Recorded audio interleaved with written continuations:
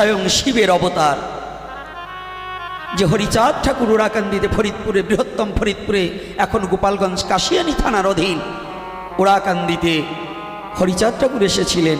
সেই হরিচাঁদ ঠাকুরের পুত্র গুরুচাঁদ ঠাকুর, যিনি নিম্ন জাতির শিক্ষার ব্যবস্থা ওই অঞ্চলে করে দিয়েছিলেন। যে গুরুচাঁদ ঠাকুর শ্রীকৃষ্ণ কলেজ কাশিয়ানীর মধ্যে, জায়গাটার নাম কি, রামদিয়া কলেজ, রামদিয়া শ্রীকৃষ্ণ কলেজ।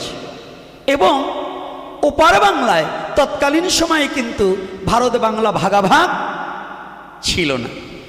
তখন ওপার বাংলায় পশ্চিমবঙ্গে নদিয়ার মধ্যে বগুলাতে শ্রীকৃষ্ণ কলেজের নির্দেশটাও কিন্তু আমার গুরুচাঁদ ঠাকুর দিয়েছিলেন। ভালো করে জেনে যাবেন। এই যে অবহেলিত জাতিকে যিনি শিক্ষার আলো দান করবার নিমিত্তে নিজের কৃতিত্বকে বন্ধ করে দিয়ে তৎকালীন সময়ে খুব অভাব, নমস্যুত জাতির প্রতি খুব নিপীড়ন এবং নির্যাতন হতো।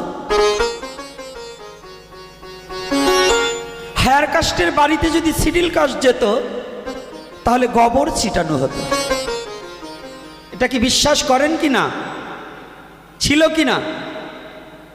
কথা বলেন না কেন? আপনারাও কি করেন নাকি? তো কথা বলছেন না কেন? আপনারা কথা না বলা মানে কি আপনারাও করেন, তাই তো? তবে এখনকার যুগে এতটা থাকার কথা নয়। সেই আলোকে তিনি একটা মতপথ, যাতে সবাই একত্রিত বসে খেতে পারি, সেই মতটার নাম হচ্ছে মতুয়া মত। মতবাদ, তার নাম কি? মতুয়া।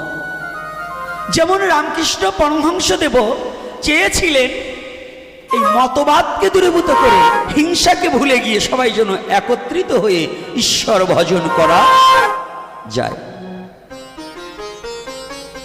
কিন্তু আমাদের মনুষ্য জাতি তো ভালো কিছু চাই না। আমরা নোংরাটাকে নিয়ে যতটা আনন্দ পাই, ভালো কিছুটা নিলে আমাদের একটু দুঃখ হয়। কি দুঃখ হয় কি না? নোংরা কথাটা যত ছড়াতে পারি, হরি নাম কিন্তু ততটা গ্রামে ছড়াতে পারি না। পারি বাবা? কি মা, পারি? পারি না। তাহলে নোংরা কথাটা এখন বলবেন একজনকে, শুধু যদি আপনার নোংরা কথাটা ছড়াতে হয়। খালি একটা কথা, কোনো এক মাকে, যে মায়েরা খালি হরিনাম বাদ দিয়ে খালি ঝগড়া লাগানো কথা বলে আর খালি পাঞ্চি বিয়ে বেড়ায়, এরকম আছে না কিছু?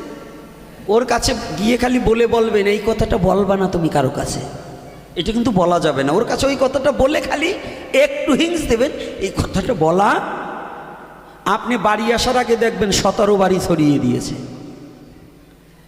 তার কাছে গিয়ে বলবে এই খবরদার দিদি, এই কথা কিন্তু বলা যাবে না। ও আবার আর এক দিদিকে বলবে দিদি এই কথা কিন্তু বলা যাবে না। কিন্তু আপনি বাড়ি আসার আগে কত বাড়ি ছড়িয়ে যাবে? আচ্ছা, আপনি গিয়ে বলবেন দিদি প্রতিদিন অন্তত তুই 4 মালা জপ করিস, এটা সবাইকে জপের নির্দেশ দিন। দেখবেন একজনের বাড়ি গিয়েও বলবে না। কি বলবে? কি বাবা বলে? তাহলে আমরা ভালো জিনিস খেতে জানি না। কেন জানি না? আমার শ্রীকৃষ্ণ চৈতন্য মহাপ্রভু, এই মা চোখ বন্ধ করছে কেন? এই ওটিকে ধাক্কা দাও, এই চশমালা মা চোখ বন্ধ করবা না। একেবারে যেগুলো ঘুমাবা পিছিয়ে ঠেলে দেবো, কিন্তু আমার পাঠ শুনতে হলে তাকিয়ে থাকতে হবে, আর চোখ বন্ধ করলে তুলসীর পাতা দেবো। যে কয়টা চোখ বন্ধ করবে তুলসীর পাতা দিয়ে বলবো বলো হরি। খবর আছে কিন্তু।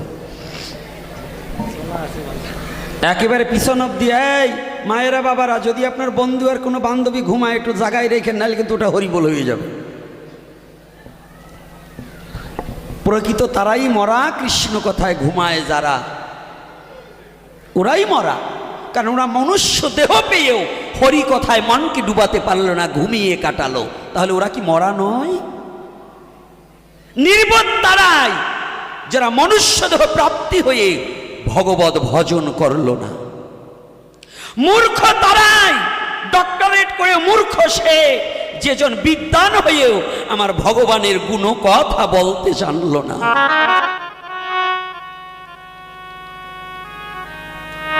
গাধা তারাই যারা মনুষ্যকুলে জন্মগ্রহণ করেও সারা জীবন টাকার বস্তা পিঠে বয়ে গেল, কিন্তু ওই অর্থের দ্বারা, পরিশ্রমের অর্থের দ্বারা ভগবানের সেবা এবং সাধুগুরু বৈষ্ণবের সেবা করলো না।